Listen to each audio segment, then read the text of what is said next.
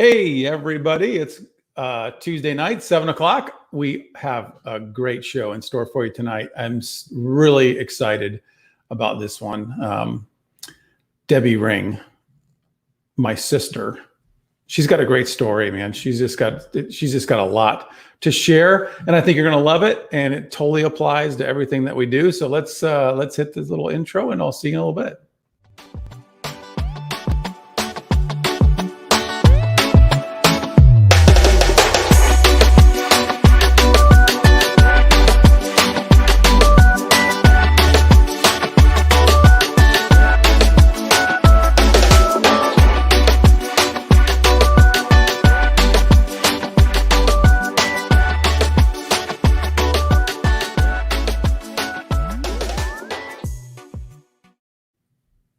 Hey, Debbie. hi. So good to have you on the show, Deb. I'm really excited about it.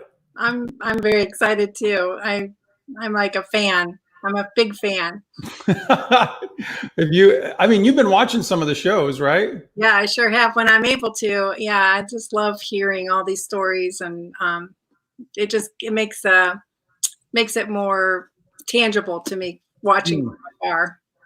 Nice. Well, I described you as a wife. I described you as a mother. I left out the grandmother because I just didn't feel like, even though you are, right? Yes. They wouldn't know it if I didn't say it.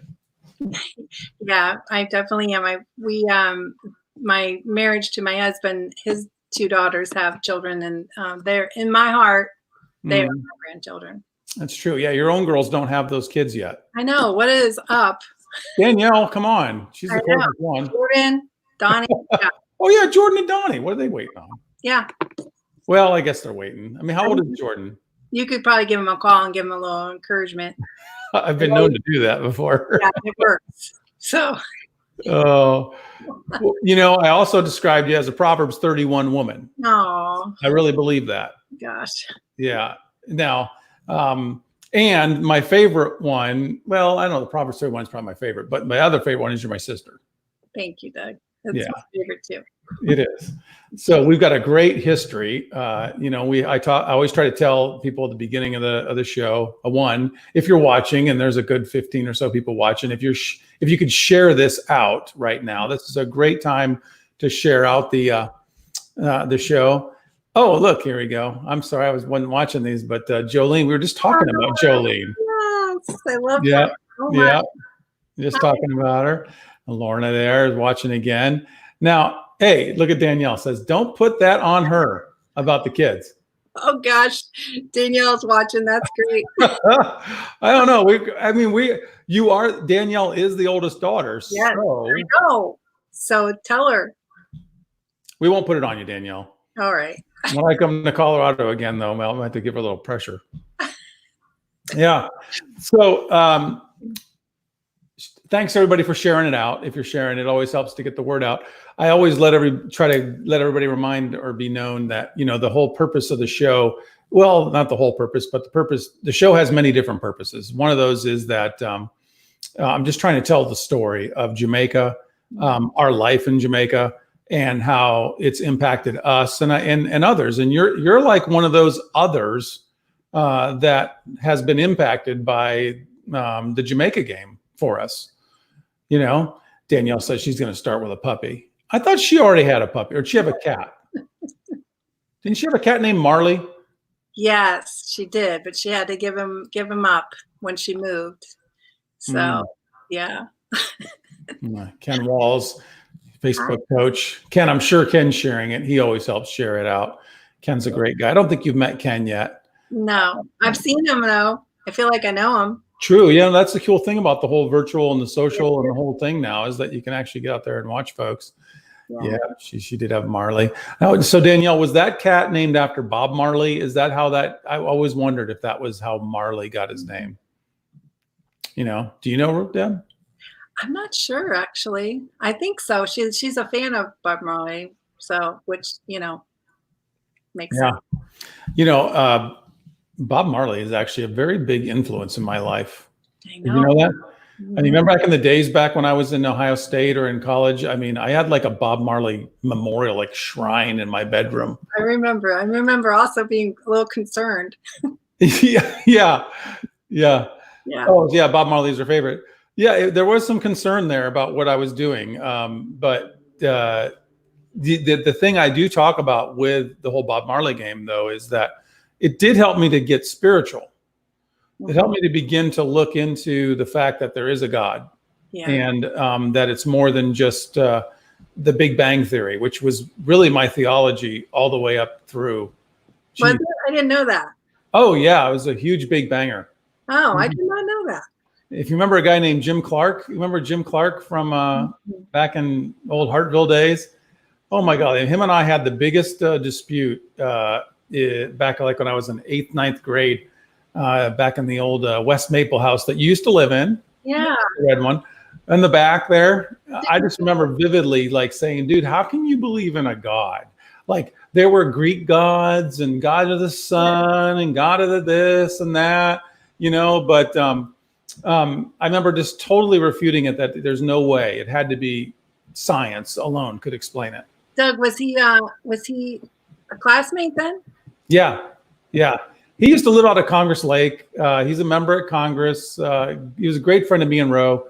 And then he moved away kind of high school time to Dayton. And I've seen him a few times since then, still see him. But I just saying the Bob Marley part of Jamaica, that whole Rastafarian gig kind of got me to think that, well, you know what? That maybe there were so many things I remember happening for me in my life at that point that it was like you couldn't really explain them out with science. Yeah. And I really wasn't a coincident or luck guy. So that's why I think I started to believe that, maybe there is a God person. Like, when did your faith game start? Because part of Jamaica is your faith game, but when did you, because we weren't the ones who grew up in church.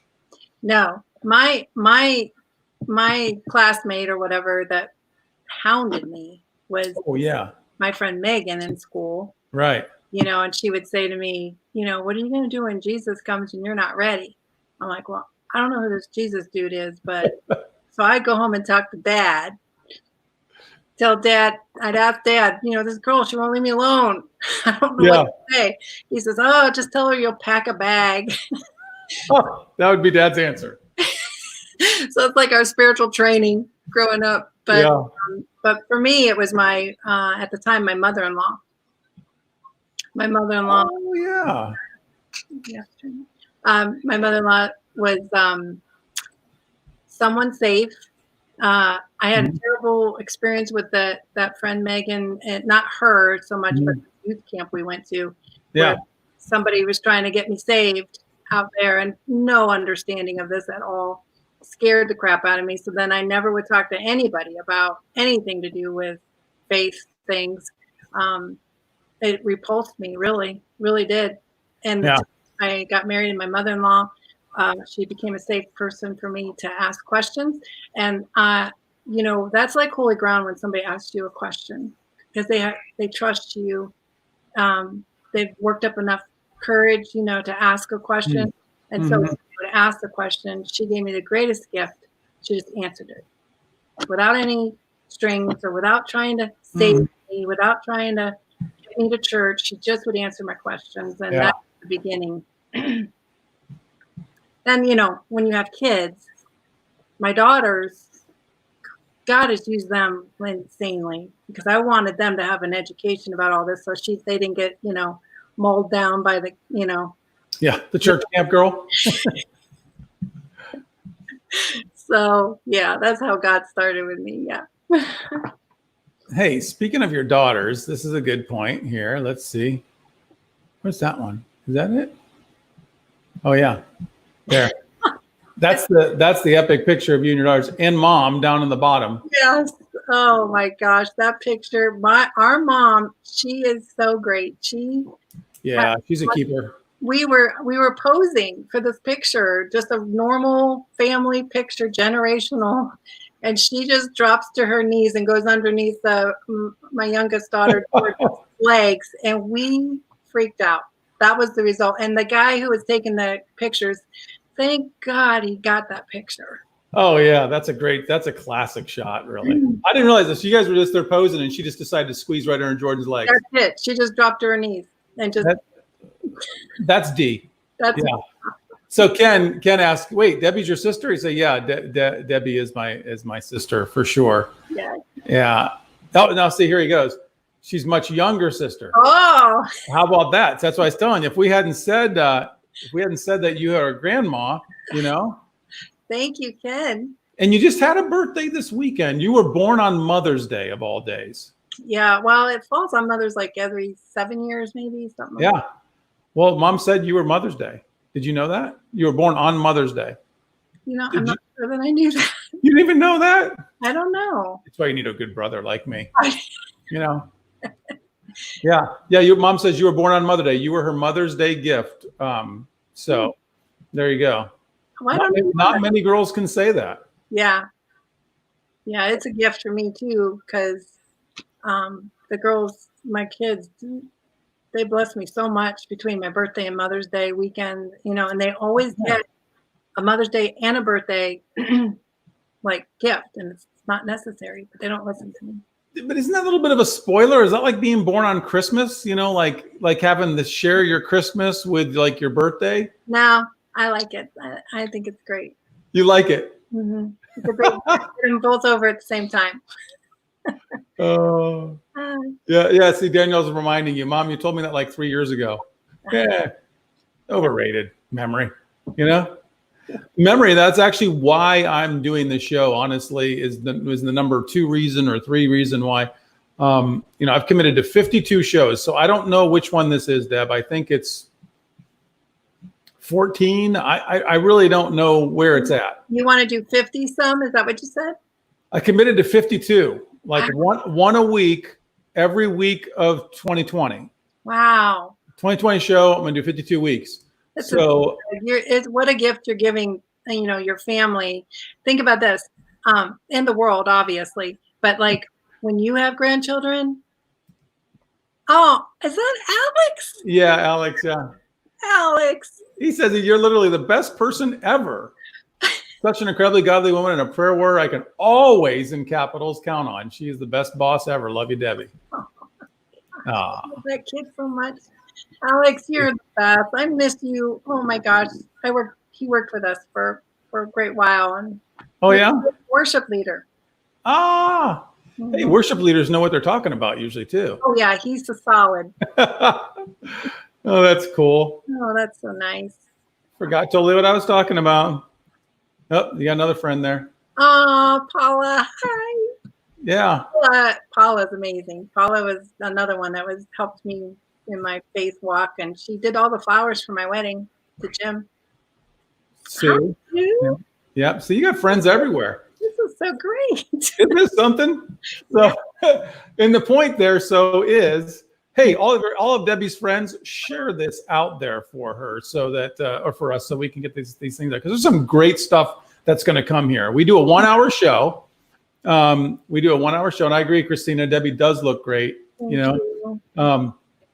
We do a 1 hour show, and it's really to me, every guest is a chapter of the book that everybody has told me in the years past that I should write. I don't really hear it anymore, honestly, because maybe I'm not out there speaking in churches and stuff like I had, but everybody always said you need to write a book about all these stories. Oh, there's a great story you have to tell. I forgot about this one. It does deal with the Mandeville time where I went down in the valley. Oh, so we got to remember that one. Yes. But we're going to get on that.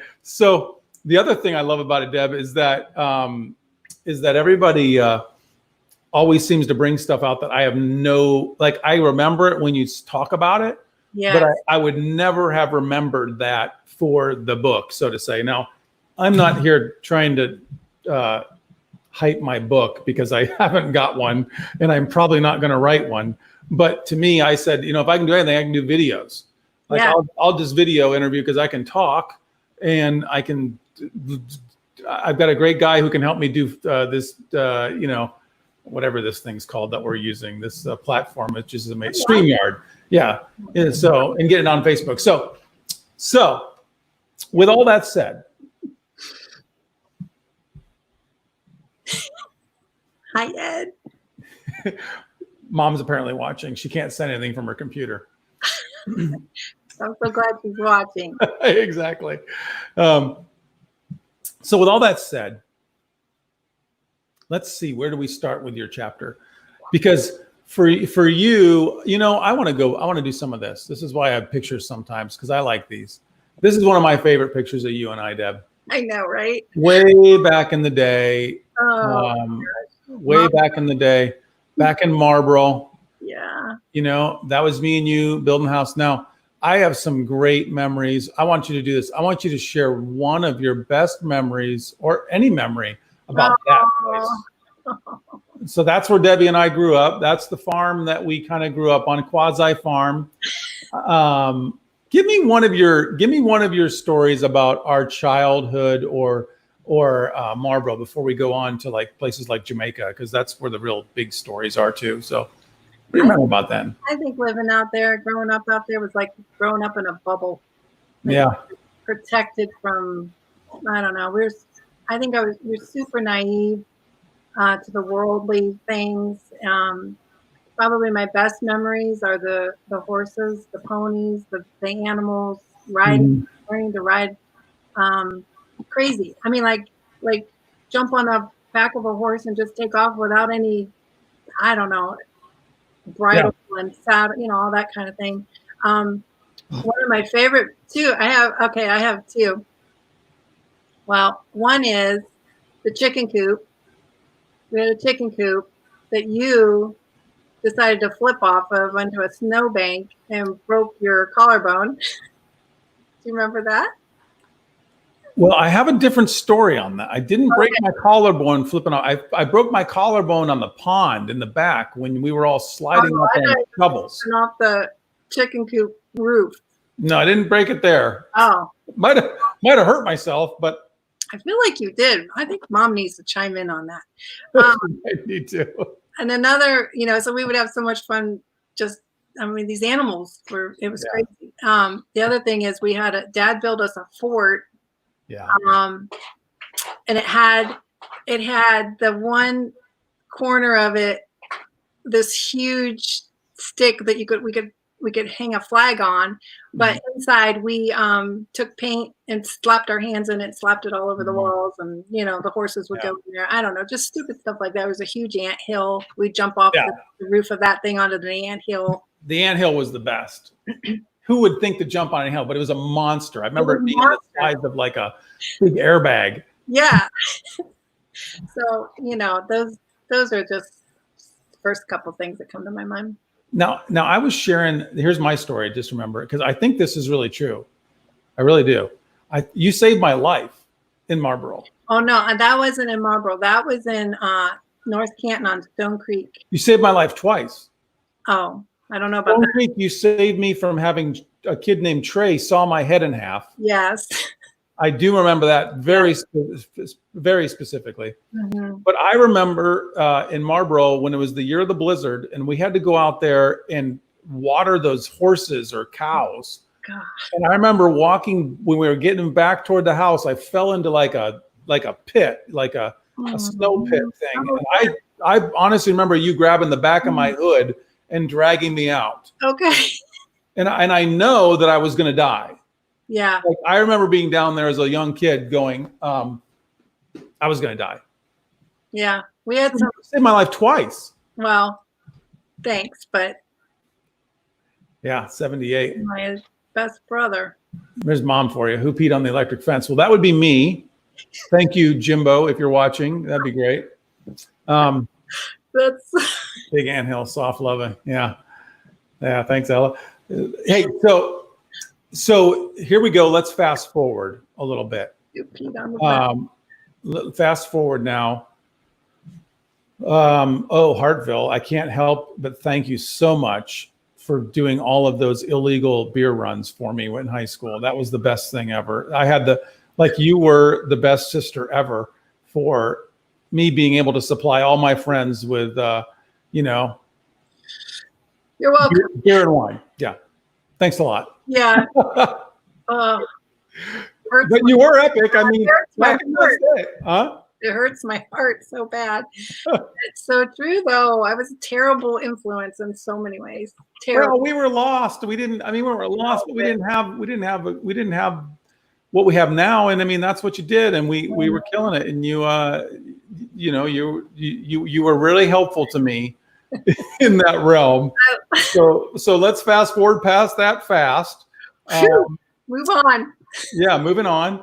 I remember you in high school, and I mean, me in high school. I went off to college, Bowling Green. I remember cried. Yep. I remember coming home and Danielle here. I remember holding Danielle and buying her a little BG sweatshirt. I remember those days. I remember living in your basement there for a summer. Yeah. I remember a lot of that. Then we go off. You're married. You're having kids. I'm having my life, getting married. I come to Christ. I'm living in Jamaica. I'm a missionary. Let's fast forward to somewhere around those times, and let's talk about like what Jamaica's influence had on you in your life. Oh, Doug, so big. I don't know where you want me to start with that, but I'm going to fast forward. Y'all help you. I'm going to show a picture. Right? Okay. Right there. Yes, my people. Yeah, 2003, which is actually February, you said. Was actually February. Right. There's two people in that picture that really impacted me. Mm-hmm. The lady Jackie, I think her name is, in the back. She's the fourth from the right. Yeah, yeah. And then Myron is next to me on the left. Yep. And those two people were so instrumental in being my friend. The thing about Jamaica was those people, I don't know how many are. I always say 10, but I think there's more than 10. We should count. 14. 1, 2, 3, 4, 5, 6, 7, 8, 9, 10, 11, 12, 13. There's 14.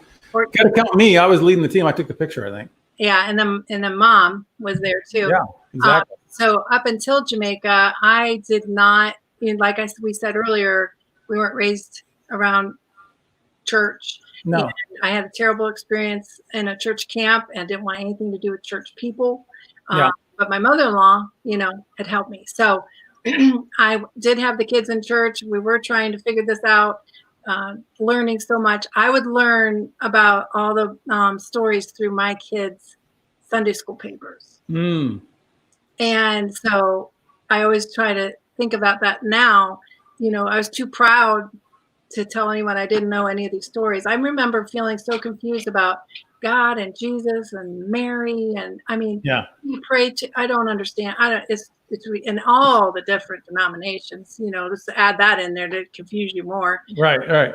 I couldn't understand. I didn't want anything to do with it. And, but when we went to Jamaica, I had given my life to Christ by now. I was in church learning, but I didn't understand community. And so those 14 people, and my life was a mess. Mm-hmm.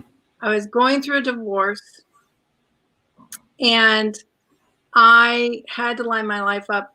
I had to get it right. And I was just messing up everywhere. I was bankrupt, financially flat on my face. It was bad. Single mom. It was a mess. It was just a mess.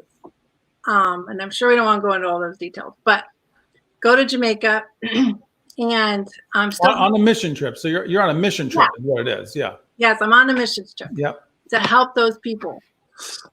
Right. Yeah. You went there to help everybody because you had it all together. Like you. Yeah. I was like, I got it bad, but I don't got it that bad. So I'm going to help those people. Oh my God. So, because it's the religious thing to do. I don't know.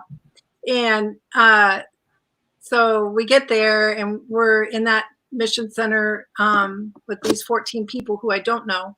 Yeah. I don't know any of them. And they at nighttime would go out. I remember like where that basketball court was being built or somewhere in there, singing songs, praying out loud. We're having devotionals every night. Oh, that's it. Devotion. Yeah. What in the heck was it? What's a devotional? Like that's a little creepy. Right. I would just stay inside and I'd see all this happening, but it reminded me of this camp stuff, Yeah. So I just didn't want to participate in it whatsoever. But every day we're working, we're making friends, we're talking. And that lady, Janet, she would listen to me. And I bet now that I know what I know, she knew that I was a mess. And Mhm. I would be able to talk to her and confide in her. And she would just listen and love me right where I was at. I never felt judgment from her. Mhm. Oh my gosh, it makes me like, You can hear it in your voice. oh my God, it's such a gift. She gave me Yeah. such a gift. God used her big time.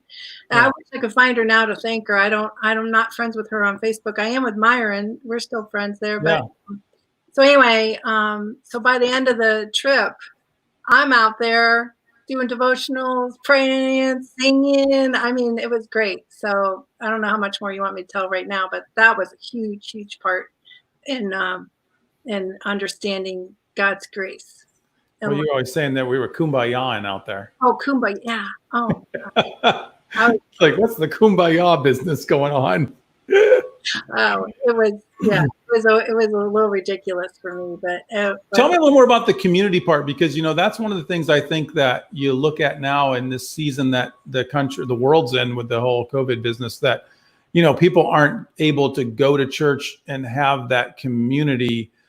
But I kind of question sometimes, is going to church really community if you're not? I mean, like going and sitting in this big sanctuary for an hour, is that community, or is that what is? You know what I'm saying? no, Like, no, okay, because so what is it? Because it's that, interesting. Yeah. that's what I was before Jamaica. Mhm. That's what I did a lot of, and I served and stuff too.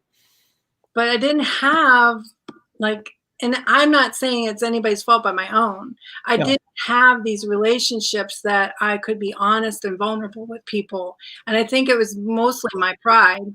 Um, Mhm. I don't know, but I was very involved, but Yeah. I just didn't have what I got to experience in Jamaica. God Yeah. used Jamaica to set me free of all this crap I was carrying around. I felt judged. I always felt judged. So Yeah.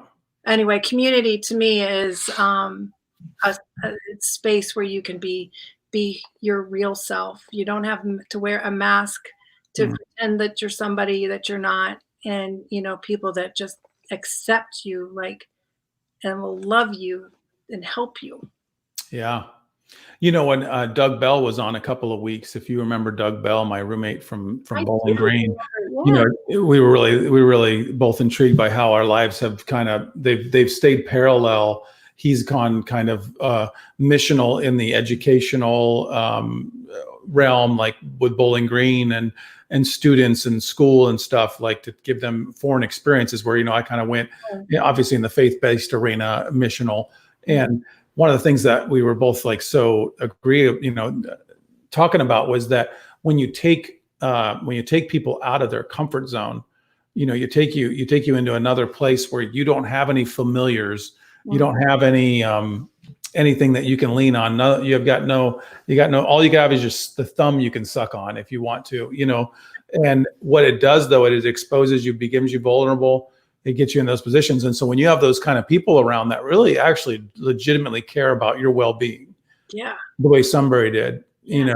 that's just, I think that's what God's trying to do with us a lot of times, is if he could just get us out of our rut, our own funk, and get out of our own way, our own pride, Yeah. so that he could truly be relational with us. Yeah. I mean, I think the community piece is so huge. Rhonda and I have been talking a lot about it lately. Yeah. It's just the need for real community. You have to have it. You just Yeah. do. And I wonder if I hadn't experienced it in Jamaica, Mhm. who knows how long it would have taken me to really find that, or God, Yeah. because like you said, when you get out of your comfort zone, you can get, I don't know, definitely more vulnerable. Plus, it's not. It gets kind of messy. Oh yeah. Because it gets real relational. Like you start. Grace is so messy. Yeah, It just is. it is. Yeah. But Jesus is what the example messy, messy people, those Mhm. disciples. Oh my gosh, I was always so encouraged, like, oh my gosh, they're like me, they're so messed up. Right. Nice. Um, So I want to go to the story about Mandeville. ugh, I want to go there, but I think it's interesting what you shared with me earlier, though, is that the thing that the Lord helped bring you to through the community there. Now, here, 17 years later, right? You're actually walking in that kind of calling, or in that aspect with your profession, or in what you're doing. So tell me what you're doing now, just to kind of take you to the end of the story, and then we'll go back and play a game with some of the funky stuff that happened down there. okay. Well, I've been employed by, well, first of all, I just want to say I've always been in like a sales type of job. I was, real estate agent because my mom Mhm. was an amazing real estate agent, just followed along there. Yeah. I sold title insurance, which is a real estate. Everything I've done is in real estate. Yeah. And it's always trying to help people, connect them to what they need to help them, with their purchase or whatever. Yeah. So connecting people has always been a thing for me. I don't, even in high school when I would, when I was providing things for you, Yeah. um, with my friends, having parties, I just loved connecting, that connection thing. So I feel like God, I know that God gives us all something, a gift. He gives us a passion for something. So that for sure is mine. So moving into this, where I'm at now, and I feel like all those experiences that we have in life prepare us for the next thing. Mhm. And so I was asked to start working. I was offered a job at my church, my local church, and in the beginning it was office management, stuff like that. Well, I was thrilled. I mean, it was Mhm. a great opportunity for me to stay connected, to help people get them connected. I don't know, whatever. Right. Over the years, we've had now people retire and whatnot. So now, January this year, I've moved into a position that's called Sea Life Director, which is connecting people to small groups, just community. It's all about community. My job is all about community. It's You ridiculous. gotta love that. And I'm telling you, it was birthed in Jamaica. I know it's something that was always been in me because it was a party thing, in the Mhm. world before. But now to be able to walk it out like this, and I really believe that the church, the local church, is the hope of the world. Um, and to walk this out there for me, it's just been, just such a blessing. That's great. It is I great. didn't realize. I didn't realize that. I didn't realize that you had the connecting thing like I have the connecting thing. That's what I love. I live for connecting people. I love Yeah, the connecting thing. I love it too. It's the best. It's like the best thing. Like in business or in church, whatever. But for me now, it's just connecting people to each other. Like I was connected in Jamaica to other people, healthy people, connecting you to healthy, Yeah. emotionally, spiritually healthy people. And ultimately, that's going to connect you to Jesus. That's how, that community, if you don't know him, because that's what happened to me. Yeah. Well, that's your testimony. Well, and I was, like I said, I knew I had already accepted Christ before Jamaica. It's Jamaica set me free. Like Mm. Jamaica, I Jesus became Lord of my life. Mhm. Does that make sense? It makes a lot of sense, because that's what happened to me in Jamaica.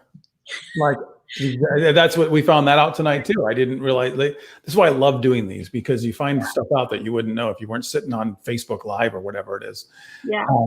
Mom says that we inherited it from her, because that's what she's all about, is connecting. Well, that makes sense. It makes sense. I'm gonna give her creds for that, because I don't think Dad was the connector. No, No, I don't think that was a connector. No. give it to D. Big Well, shout out to D. Mom sold real estate, so I Yeah. mean, that's like, Right. and realtors can get a really bad rap sometimes, but when your heart's right to help people, Yeah. Right.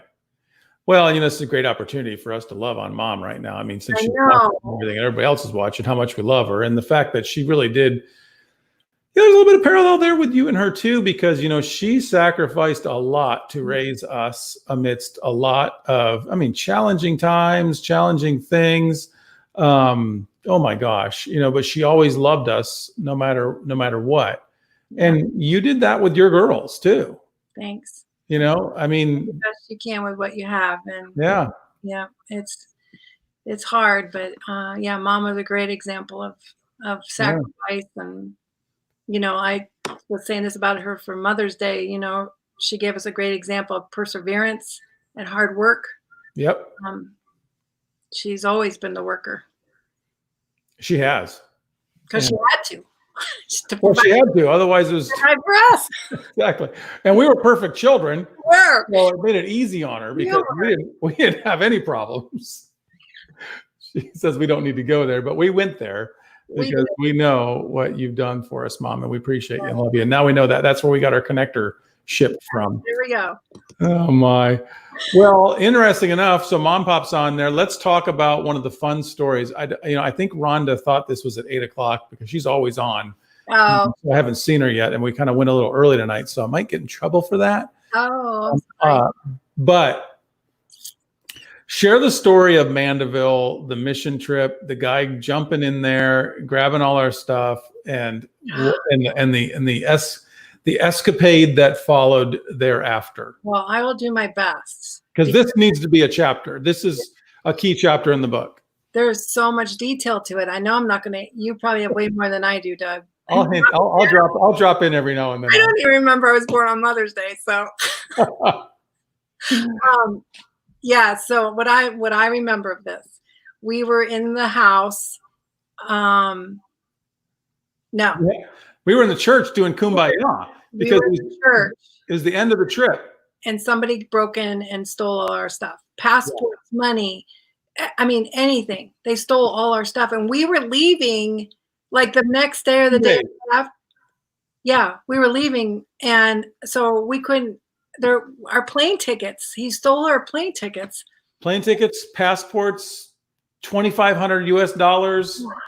Gosh. Both you and Mom's purses, or he just took the stuff out of them. Mom's watch that was so special to her, and a camera, and just everything was stolen. And so, this is what I'm saying. I'm going to need help because watching and something. Mom's watch got stolen too. Mom's watch and her camera. Oh yes. Mm-hmm. And somehow you got at the guy on the phone. Yeah, he stole my cell phone. So we're like, let's call him and see if he answers. He does. And he answers. They never said thieves were the thing is, thieves are usually greedy. That was the thing. We're not going to talk about how smart or anything he was. Yeah. But we know that they're greedy. So when he answered that phone, we were like, hey, we need to get that stuff back. So what can we pay you to give it back? Because we offered him a ransom. Do you remember that? Yeah. You were like, I don't know, some ridiculous amount of money, US dollars. Yeah, I think it's about 10. We started at 5,000 US, and he was like, that wasn't enough. So we told him we'd give him 10,000 US to get it back. Yeah. Yeah. And so, he said, good. You arranged for him to come and pick it up. Yeah. My brother puts a Bible in a bag, like to make it look like the money, and he big load of cash outside and tells him, okay, come back and under the rock at the end of the drive. I don't know. Yeah, exactly. And the guy, you're on the phone with him, and you could tell he's on his way back running because he's running out of breath talking to you. Yeah, because I'm calling him like, where are you at, man? Where are you at? Because in the meantime, we've got the private investigators and police kind of stalked out there at the end of the road. Yeah. And then he goes, I said, where you at, man? Are you coming? Me a come, man. Me a come now, man. Me a run, come to you. And you could hear him running up the street. So then, though, you guys made all of us go downstairs. Yeah. And so it was like the women and children, although, because your kids were there. So we're all downstairs. Right. Yeah. Because we are scared. I mean, it was very scary. Yeah, it was not cool. And then he comes, and then there's a gunshot. Police shoot the ground. We are freaking out inside, hearing all this happening. And then I don't know. The next thing I remember is we're in the van. Oh, well, you missed them giving him a good dose of jungle justice. Yeah, I wasn't out. We were in the Yeah, basement. you didn't hear that one. So like in Jamaica, we call it jungle justice is when you basically beat a dude Oh, up. Like it sounded like a cat dying out there. And so I went out there to the road at that point and said, hey, don't kill him, like give him some grace. I mean, we're like Christian people here, like we caught him. So let's give it up. And then they kind of finished up their business. And then at that point, I remember as Pastor Spencer, I was like, so they're like, well, we'll take him down to the station and come meet us down there. And they were like kind of going really quick. And we were like, hey, we need to get in the car now and follow those police because we don't know where they're going. So we go down to the station, some interrogation. Can I just say that station was scary. Oh, it was not pretty. That was a one light bulb kind of place. Yeah. I mean, this is not the United States. No. So they say now he says he's got all the stuff at his house. Mm-hmm. And this is where it got really kind of sketchy because we realized that if we didn't get there at the same time as the police, it could end up being that they found stuff, but they didn't find the $2,500. Mm-hmm. So we get in the van and Rhonda says one light bulb over a table in the dark. It was definitely that. Dirt floor. Probably. Yeah. So we jump in that van and boogie to places. I mean, we were blazing trying to keep up with the police. It wasn't like they were like in a race, Gosh. It was scary. It was scary. And I don't even think I understood at the time that we were really chasing the police because we were worried they were going to steal our stuff from the guy who stole our stuff. Right. So what do you remember once we got to the place? Oh man, Doug, it was, wow, what an experience. So we're driving in the van, pitch black. This isn't a highway. This is like in the mountains. This is like a dirt road. I don't remember who our driver was at the time, but Rhonda and I were in the van and you chasing the guy who stole the stuff, I guess, to his house. Yeah, the police had him in the car and we were chasing the police to keep up with him because if we lost him, we weren't going to know where this was. Yeah, is that crazy enough? And was Mom in the van? Mom was there too, I think. Okay, so we get to the guy's house, pitch black. I mean, you can't see in front of your face. And Doug gets out of the van and he is going to walk down this driveway following the guy to his house. And I mean, oh my gosh. I'm like, no, you can't go down. I mean, I was so scared for you. I was going to lose my brother. There goes my brother and I can't go save him. I'm not, it was so crazy.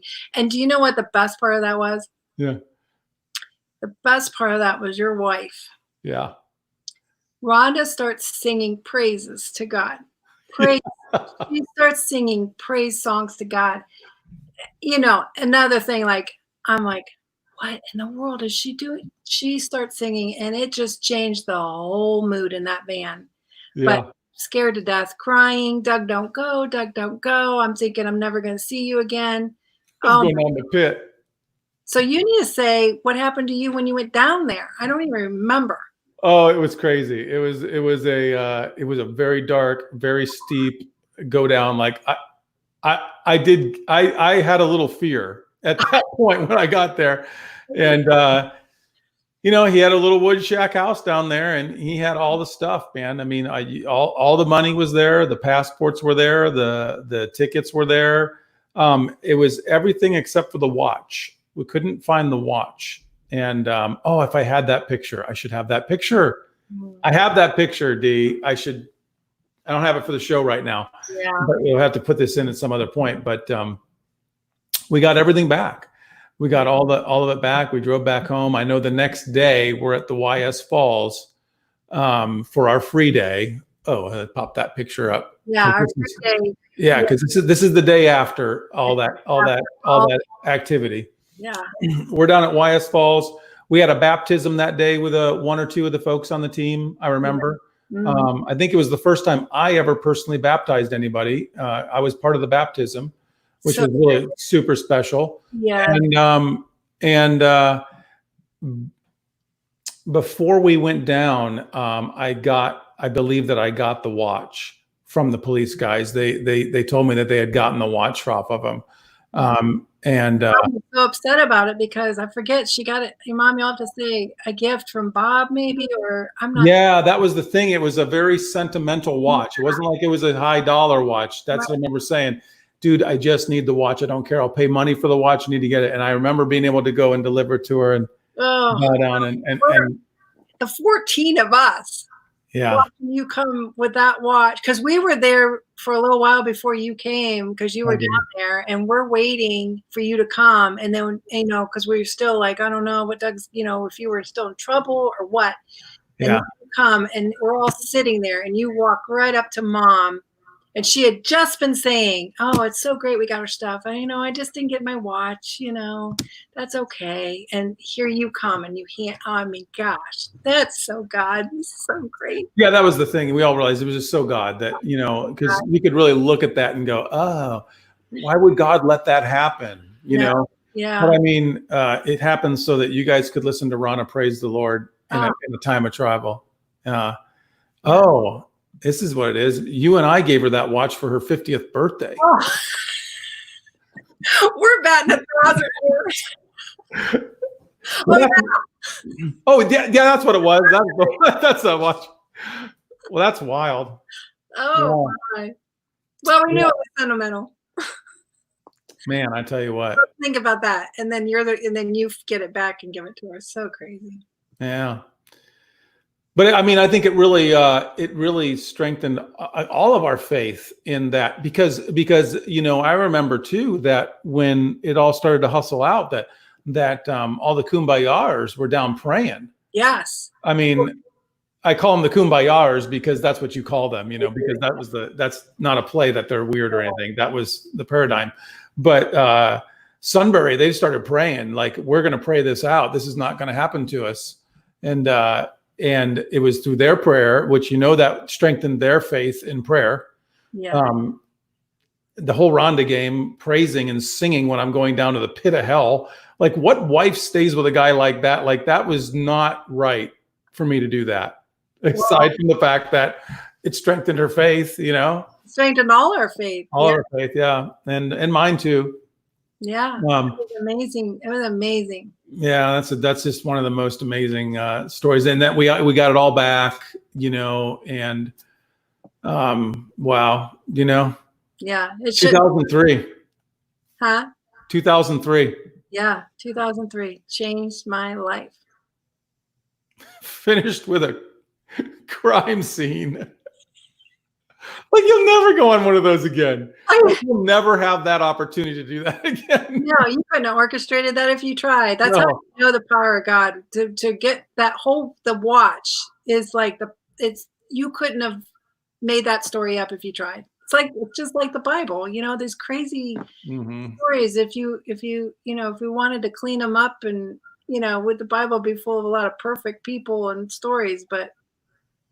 Well, here's the thing, Deb. The name of the book is Impossible Without God. No. That's the name of my book that I don't write, but Ken says I'm going to. But that's why that part has to be in. That's one of the best chapters, one of the best stories in your chapter too. Not the best story in your chapter is your life, but that, as far as the Jamaica mission side goes, it's a pivotal point in my life. Yeah. Well, and what happened with you and Mom? I mean, Mom came to know the Lord as well in her own way, and that I remember for our faith was huge because we knew that we were really kind of the kumbayars of the family up until then. I mean, we didn't just kind of sold it all. We didn't sell it all, but we kind of went off to Jamaica and kind of went all Christian and missionary. I remember Mom saying she was really worried I was going to be out in the street with my Bible. Yeah. Telling people, you need to repent and come to Jesus, but, we did it the way that God called us to do it, which was just to go there and figure it out and do private detective work with that dude he answered the phone. And the fact that I had enough battery left. Yeah. He answered it was insane. It's all impossible without God. Yes, I That's the bottom line. totally agree. I just got to talk about the experience I had at church. Tell us. Church, yeah. So when we were at the Jamaican church, which if anybody from Sunbury's out there watching, if you can remember where we went, I'm trying to remember where it was. I feel like it's Redberry, or I feel like it would be maybe up in Antioch or one of the. Did we go up to go to that church? Do you remember, into the mountains, or did we go down to the mountain from the mountains? Doug, I don't know. Yeah. I don't know. I just know all I remember of it. Rhonda. It was a cement build. It was like a cement pavilion, like no windows, just like a pavilion. And it had one little light bulb hanging from the ceiling. Yep. And that is what's in my mind, because that's where the sermon that the pastor was talking about is to let go of your past and don't conform to this world, all these kinds of things, which spoke to me right in where the season I was in. I was letting the world direct my steps instead of Christ. I didn't know how to make that switch to make him Lord of my life. So in that service, that's where it happened. I felt his presence there. And what impressed me most is it wasn't some fancy big video screens or some big orchestra playing, or no lights and all that kind of stuff. It was just this simple, and it was so it wasn't a big glass cathedral. It was a cinder block spot. Yeah. Oh yeah. And what I realized too was that the Jamaican people had something I did not have. They had this joy and this peace and this praise for Jesus and they have literally nothing. They live with nothing. I mean, in the way they dress up for church, but during the week they don't have I mean, it's just craziness. And so that's the whole thing, is like, oh, and I went there to help them. They blessed me. God used them to show me how much help I needed. Yeah. So you really have the other thing. The book was, some people would say, we called the double blessing. Yes. That's not the name of the book, but that's a big theme of the book, is that double blessing aspect where, you go down there thinking you're going to help these people, and and you realize at the end that you got so much more blessing. You almost feel guilty about how much blessing you got from their experience with them. Yeah. And then to come home to, what I left at a really banged up house. I left a house that needed so much work, and it was so over my head. Yeah. But I came home to like a palace in comparison. Yeah. So crazy. God, that's those mysteries of God, No doubt.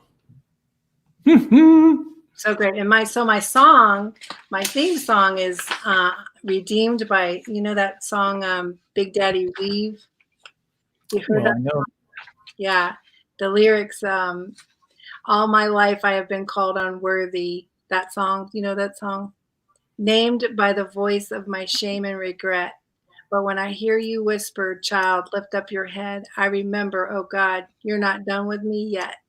That's a great song. And that's like God whispered to me in Jamaica that it's okay, Debbie. It's okay.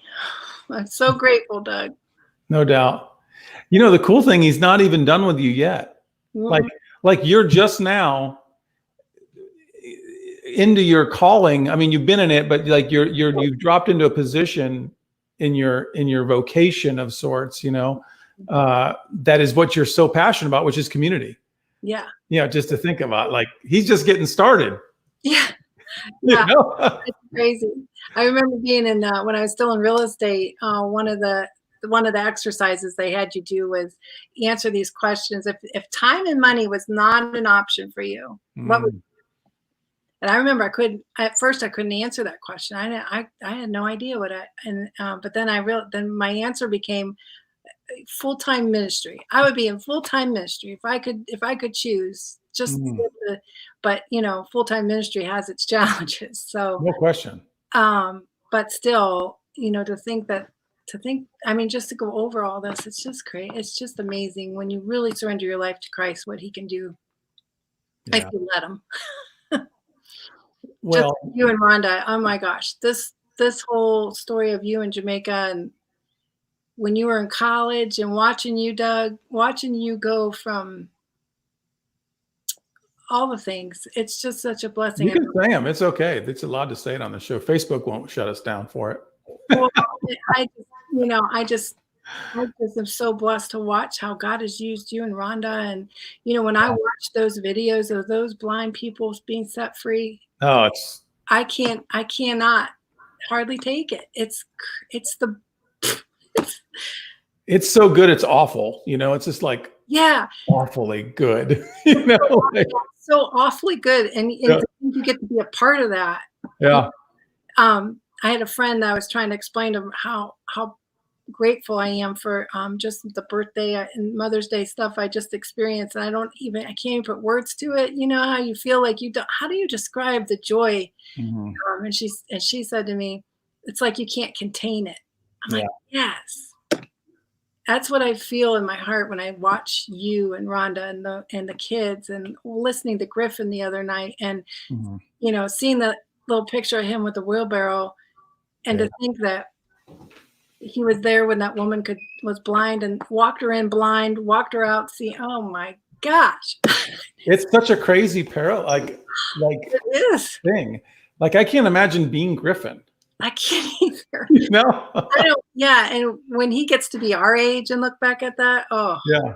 man, oh man. Well, I'm just so thankful that God allowed me to be as bad as I was, and so that I could understand how special it is to be good too, and to have you growing up with me all along the life. It's been special, and it's just crazy that we're both like over 50 now. Like that seems really wild. I know. Just letting Ken know.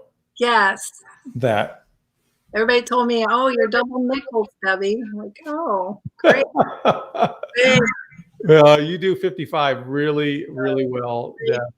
And thank you. Double nickels. Double nickels. Man, we always go an hour. An hour's the show. We're at 7:57, so we've been on for 57 minutes. That went fast. A couple 3 minutes. Yeah, it goes fast. Yeah. Especially when you get a good story in there. I mean, we could go on about more of the detail of that heist at the Vision Retreat Center in Mandeville back in, at least now I know the date, 2003. Yeah, it's all over my Bible. We were only there we started really in 2000. All right. It was pretty much the year that we really, family-wise, we really kind of kicked it off. I love how we both allowed God to be the Lord of our life in Jamaica, because I think that's the difference maker for, I think, so many people. And it's one of those things like, with the Church of the Nazarene, who we've been involved with back then, talking about sanctification was such a big thing about, not just taking that move from saying that, oh, Jesus, you're my savior, and I'm going to go to heaven because I believe in you, but really saying, I'm going to let you just Lord my life, because that's the real gift. Mm-hmm. I think that's the real blessing, is that when we just finally put down our pride, like you kind of said, and just kind of, that whoever Carrie Underwood would say, give him the wheel, or Jesus take the wheel, whatever you want to call it, whatever denomination, how they talk about, but letting God take over the lordship of your life is so huge. And that's why I love that we share that together. I am too, Doug. And I think we did about the same time. Yeah. It started. No, it's really true, because I was down there. I wasn't lording my life necessarily I don't know if I was at that point. I wonder who's going to help me with that story. I think it was around the same. It was around there. It was a little before that, because it was down there at an altar in Burnt Savannah before we really kicked it off. So I guess that would have been like 99, 2000. That I was just like, Lord, if you choose me, you can use me. That's, I remember praying at that altar. Right. If you choose me as bad as I am, I'm a liar, a cheat, and a thief, Yeah. I've already called you my Lord. I'm calling you I'm calling myself a Christian, and I'm still living a lie. Yeah. So if you choose me, please, would you use me? And The answer was prayer. yeah, and that should be like encouragement for everybody to know that he takes us when we're broken. He takes us when we're messy. Oh God, expect that. I mean, what's that saying? He isn't called the qualified. He qualifies the call. Yeah. It's so true. I just want to say too, after Jamaica, when I knew I needed a community, the Sunday I got back home, Yeah. church, and I knew, I got to get this. Whatever I experienced in Jamaica, I need here now. I need it. God, I need it. Mm-hmm. And I bumped shoulders with this woman in the hallway of our lobby of our church. And we both like looked at each other because it was so crowded, like, oh, I'm so sorry. And here it was this long time ago friend of mine named Joanne Quillen. Mm-hmm. She's like, oh my gosh, Debbie, it's so good to see you. She's like, I'm starting a Bible study in my house next week. Do you want to join me? I mean, literally, as soon as and let me tell you, that group of women continued what I started in Jamaica. It's crazy, awesome. I had to tell that part. Another really crazy parallel, honestly. Like so the fact that I bet you, in whatever way it would have been, you probably were praying for that in a sense, or you were hoping to find that. And then boom, he literally bumps you physically into Joanne, person and you're at the chapel, right? Like at that time, thousands of people there thousands of people. Yeah. Like the fact that you just coincidentally bumped into her. No. Literally bumped shoulders, and like we both were like, oh, I'm so sorry. And then we're like, oh, Joanne, and then the great part about that is our friendship then introduced me to my husband. Oh, jeez. Which we didn't even get to talk about. We didn't even talk about that. Yeah, I know. There's Danielle. She goes, and that's how you met Jim. Yes. So she was already telling the story for you. Yes. That's what I'm saying. God is so good. He loves us. There he is. That's my husband right there. I love him. What an answer to prayer he is. Oh, no question. So great man of God. Yeah. So challenges me. God is good, good, good. He doesn't care where we come from. He loves us exactly the way we are. We don't have to clean up our crap to get, you know what I mean? But we think we do. Right. Or hide it. We have to act like we have to hide it. Hide it. Letting it out. Yeah. So here's the other parallel, and this is really strong about the whole community thing. I love how it's oh my gosh, there's so much going on right now. I can't even contain myself. I know Rhonda's watching, and we've been talking a lot about community. This just continues to bring up the importance of that. But interesting enough that it was the women that you spent times with in that Bible study that you say made such a big impact. I was growing up in men's groups. Like up until that point, we were having small men's groups every Thursday morning at like 5 and 6 a.m. We'd get together before work. That was back in the Promise Keepers day. And I still tell people, those times that we spent together before we went to work for an hour and a half, talking about all kinds of stupid stuff, but always using the word to guide us. Yeah. So dramatically changed my life. Yeah.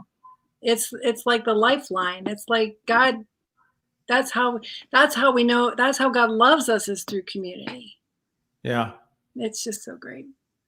Jordan says she likes that guy. Jim. Yeah. Hi, Jordan. Jordan, where's my grandbaby? Yeah. Was she on at that time? Because Danielle I don't know if she was on at that time, but Uncle Doug is going to give you a call. Yeah, I'll be calling you about that. Ken always telling us it's a great show. It was a great show, Ken. I love it. It's great to have times like these, man. I don't know. I just, so much comes out of them. There's so much more, but this was great, Debbie. I really appreciate you. So I'm so glad you. Yeah. Oh, Jordan says, absolutely not in the Sanchez house, she says. Well, I don't know about that. Here we go. But God's got plans. Now she's lying. Her phone's broke. Sorry. So now we really can come after her. Yeah. What's interesting is she has the dog.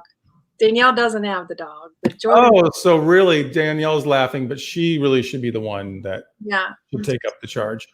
Saying somebody. All in God's timing. Yes, right? Clearly. Thank you so much, Doug. This has been a blast. I love it. Yeah, me too. Man, is there anything else you want to share before we go, Deb?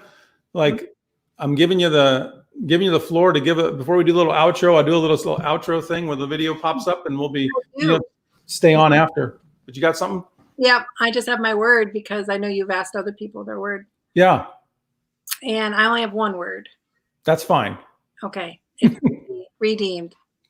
Mm. That's my word. What's that mean to you, redeemed?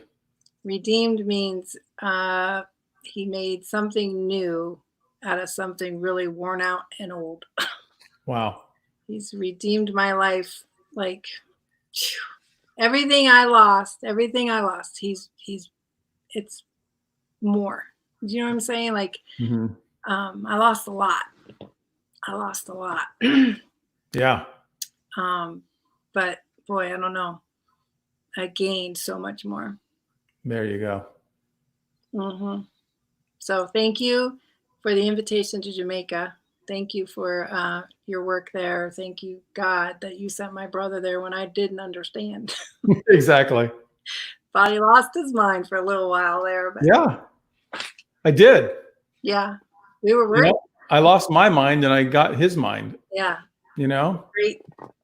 Yeah. And I was redeemed as well. So love that final word. It's a great word for some of my friends that I'm with now. Rhonda's putting some heart love on that one. Dorothy, she's out there watching too. The good old Doro. She is so special to me. I gotta figure out how to get the moms onto the show. I know, putting Dee and Doro. I need to get them on because, they're clearly a part of the story. I mean, they both gave up their children, to go off to Jamaica. Yeah. Really weird, That's a big deal right there because one of them with Jordan and Donnie, they could end up in Colombia. And so when I think about that and you guys in Jamaica, our moms are saints, man. Oh, they are. No question. So I have to figure out how to do that one. I think I got to get an eye doctor or somebody because the 2020 Vision Show, we're supposed to talk about vision too. We've been hitting it pretty good on the spiritual vision and how he really gave us, clarity into doing the things that he had for us, which is hard not to do all the time because it just seems like such a big part. Like the vision side is just secondary. It's just like a carrier of his grace and his redemption for people's lives, really. Yeah.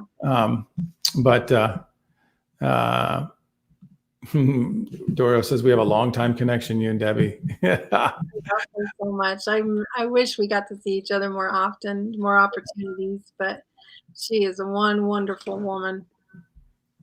We share a story about lemonade, I think it is, or iced tea. She'll know. She'll know that one. Her tea or her lemonade. We were at your graduation or something, and a restaurant, and I was drinking, and I took her cup, and she said, "I think that's mine." Doro, she'll share her drink with anybody. All of her stuff. So, Deb, love you. Great show. Thanks for sharing the memories of how it's just been impossible without God. Yeah. And that had been impossible without you. You saved my life twice. Well, you saved mine. God used you to save mine. All right. Double blessing. Think about that, Doug. Yeah. Hey, stay on after. Let's chat a little bit when I get done. Sounds good.